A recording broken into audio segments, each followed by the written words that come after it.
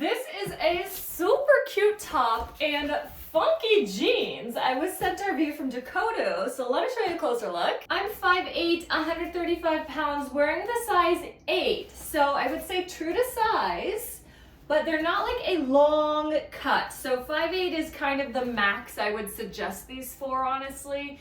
If you're taller than that, you may find them a little bit high watery. The bottom here is so fun. They've cut, do you see this? It's really hard to show, but it splits out. It's such a fun design. And then the bottom is kind of uncuffed and frayed.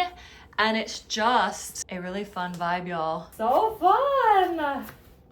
Really, really comfortable, stretchy. They have a little bit of a stretch. You've got 2 pockets in the back, 2 pockets, really big long pockets in the front. They're kind of a mid to high rise. They don't cover my belly button, but really comfortable. They are a true denim material, really rugged and nice feeling.